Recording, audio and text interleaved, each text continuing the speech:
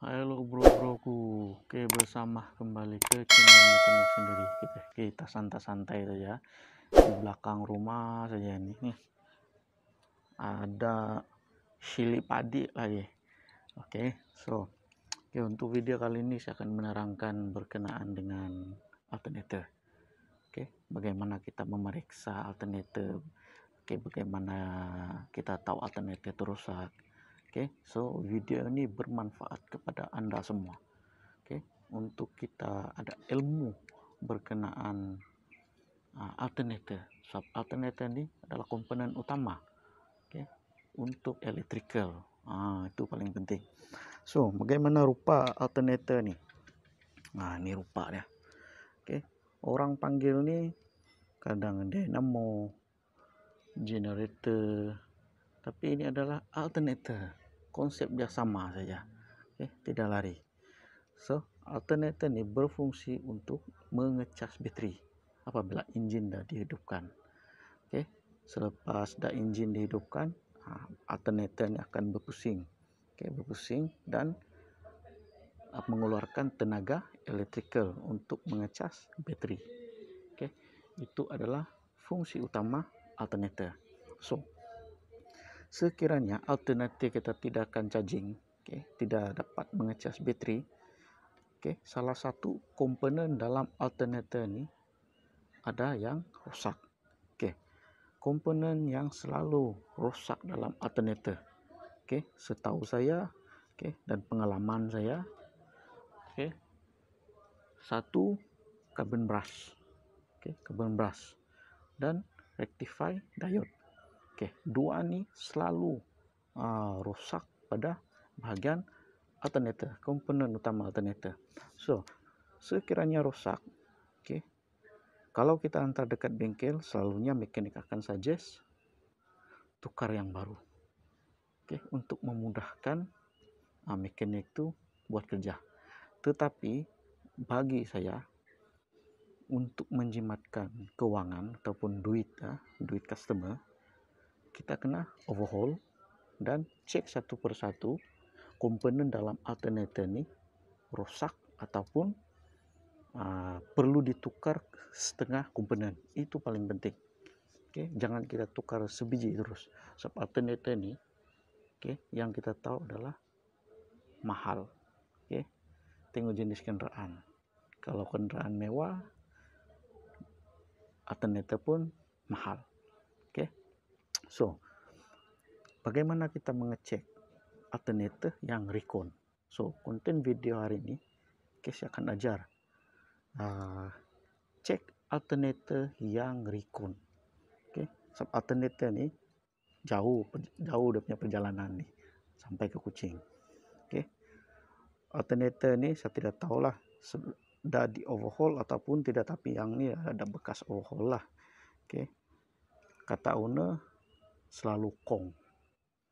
Selalu kong.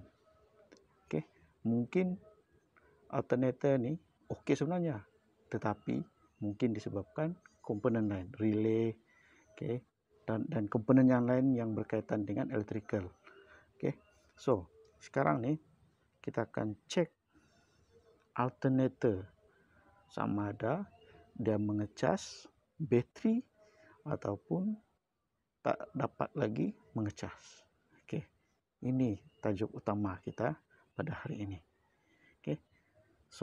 Jom kita tes bagaimana alternator ini berfungsi.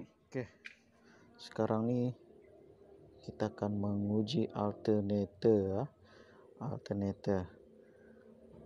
Kata owner alternator ni rusak. Rusak.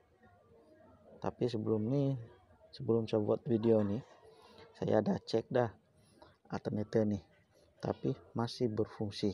Mungkin komponen lain, komponen electrical lain sama ada relay ataupun fuse putus boleh menyebabkan alternator tidak mengecas bateri. Saya akan ajar bagaimana kita menguji alternator. Kita perlukan wire, dan kita perlukan test pen, dan multimeter. Oke, multimeter.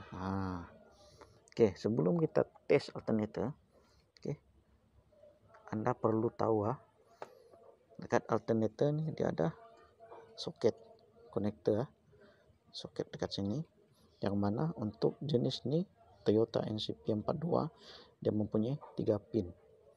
Oke, 3 pin. Yang ini adalah output dari ke baterai. Oke, ke baterai untuk laluan mengecas baterai. Senang, sampel saja, tidak susah. Saya bagi penerangan yang memudahkan Anda paham. Oke, dan 3 ini lagi, ini mempunyai 3 pin. Oke, bagaimana kita tahu? Untuk ketiga pin ini adalah supply dan grounding. Oke, dekat sini. Oke, untuk mengutara untuk NCP42 untuk grounding supply di bagian tengah ke ignition tuh dan direct ke baterai, dan yang hujung nih yang pertama nih, pin yang pertama nih, oke, yang nih adalah ke indicator. Kalau kita perasan sebelum kita start engine, kalau kurang perasan dekat dashboard ada mengeluarkan simbol baterai. Oke, konektor inilah yang disambungkan. Oke, so step yang pertama, oke, bagaimana kita mau tahu ini supply atau tidak supply ke baterai? Oke, kita perlukan multimeter dan setkan kepada ohm.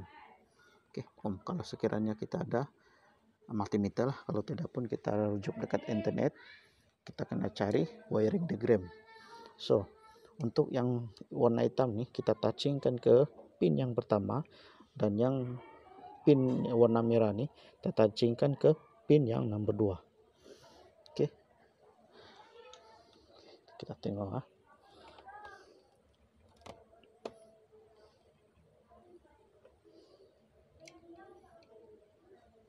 Oke, kalau kita perasan 26. Oke, sentiasa berubah tapi jumlah yang besar.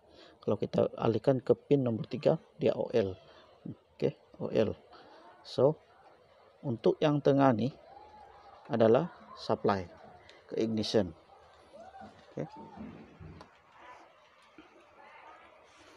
ke ignition.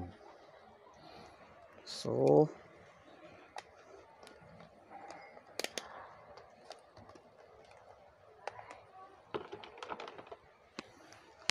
selepas itu, oke, yang terminal ke negatif nih kita shortkan di bagian body. Oke, bagian body. Dan untuk terminal positif, oke, kita touchingkan dekat sini. Oke, sambungkan. Oke, dan yang ini satu nih kita sambungkan di bagian output baterai. Oke, senang. Oke, mudah saja. Dan satu ini lagi kita sambungkan ke bagian supply tadi. Oke, kalau kita udah tahu lah mana bagian supply punya. Oke, dan satu ini lagi pin nih, oke, kita sambungkan di bagian terminal L. Oke, bagian lampu dan kita perlukan test pen. Oke, test pen. Oke, test pen. Oke, gepitkan di bagian test pen dan sambungkan di bagian terminal positif lagi. Oke, nampak test pen menyala. Oke, kalau saya disconnect test pen, oke, test pen tidak akan menyala. Oke, maksudnya dekat sini alternator ini masih berfungsi dengan baik. Oke, masih boleh mengecas baterai. So, untuk kepastian kita akan buat pemutaran nih. Oke, kita akan pusingkan alternator nih. Oke, bila kita pusingkan puli ini, oke, lampu ini akan terpadam. maksudnya dia akan jadi grounding. Oke. Dan sekiranya lampu nih masih menyala, mungkin salah satu rectify ataupun diode tuh udah bermasalah. Oke, selalunya macam itulah. Oke, so kita dekatkan sini supaya kita boleh nampak ya. Kita boleh nampak lampu nih akan terpadam sekiranya saya pusingkan puli alternator nih. Oke.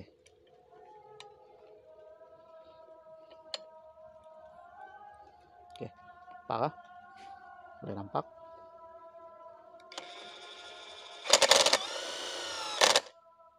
Oke, perasaan. Oke, bila saya pusingkan puli ini, lampu yang indicator dalam test pen ini akan terpadam. Oke, saya buat sekali lagi supaya Anda semua paham. Oke, 4. So